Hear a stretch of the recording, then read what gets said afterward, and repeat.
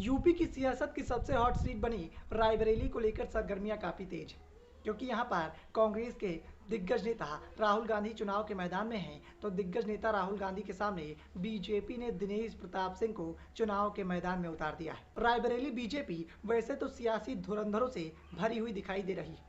Raebareli BJP में ऐसा कोई सियासी धुरंधर नहीं है जो मौजूद ना हो। जिले के एक से बढ़कर एक धुरंधर बीजेपी का हिस्सा हैं और बीजेपी के साथ हैं।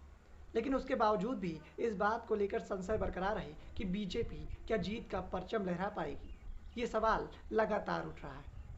जी हाँ, बीजेपी में मनोज कुमार पांडे हैं। मनोज कुमार पांडे जो 3 बार ऊंचाहार से समाजवादी पार्टी से जीत की हैट्रिक लगा चुके हैं और ऊंचाहार विधानसभा में ऊंचाहार के सरताज के नाम से जाने जाते हैं। सिर्फ मनोज कुमार पांडे ही नहीं, जिले के सियासी दिग्गज भी बीजेपी का हिस्सा है। फिर चाहे वो मंत्री दिनेश प्रताप सिंह की बात करें, दिनेश प्रताप सिंह जो कि लंबे समय से रायबरेली की सियासत में चाणक्य माने जाते हैं।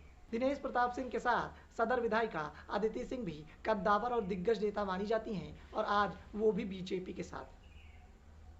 लेकिन सियासी दिग्गजों के होने के बावजूद भी इस बात को लेकर लगातार सवाल उठ रहा है कि क्या बीजेपी सियासत के समीकरण को साध कर लोकसभा के चुनावी महासंग्राम में रायबरेली में जीत का परचम लहरा पाएगी, क्योंकि ये तीनों ही दिग्गज आपस में एक दूसरे के प्रतिद्वंदी माने जाते हैं। इन दिग्गजों के बीच में हमेशा से सियासी खींचतान देखने को मिलती है। फिर चाहे वो अदिति सिंह और दिनेश प्रताप सिंह की बात करें या फिर बात दिनेश प्रताप सिंह और मनोज कुमार पांडे की करें, हमेशा से इन दिग्गजों में सियासी खींचतान देखने को मिली। हमेशा इन दिग्गजों के द्वारा एक दूसरे का विरोध किया गया और इसी के चलते अब इस बात को लेकर सवाल उठ रहा है कि क्या तीनों सियासी दिग्गज एक साथ मिलकर बीजेपी के रथ को जीत तक पहुंचा पाएंगे।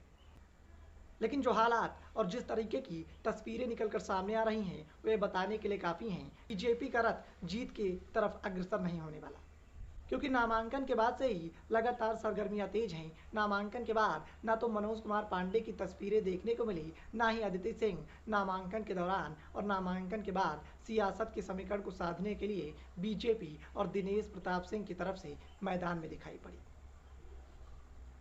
और इसी के चलते चर्चाओं का बाजार और भी गर्म है। साथ ही इस बात को लेकर सवाल उठ रहे हैं कि दिनेश प्रताप सिंह के लिए सियासत के समीकरण को साधना बेहद मुश्किल हो जाएगा, क्योंकि बीजेपी के सियासी दिग्गजों को भी इस बात का एहसास है कि यदि दिनेश प्रताप सिंह चुनाव के मैदान को मारने में कामयाब हो जाते हैं तो फिर बीजेपी में इन्हीं दिग्गजों का वर्चस्व कम हो जाएगा। का सबसे बड़ा नुकसान इन्हीं सियासी दिग्गजों के राजनीतिक भविष्य पर पड़ जाएगा।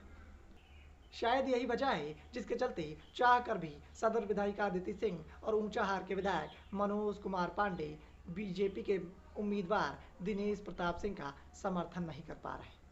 फिलहाल दिनेश प्रताप सिंह चुनाव के मैदान में हैं, सामने कांग्रेस के दिग्गज नेता राहुल गांधी हैं। अब देखना यह है कि दिनेश प्रताप सिंह किस तरीके से चुनाव के इस द्वंद्व को आगे बढ़ाते हैं।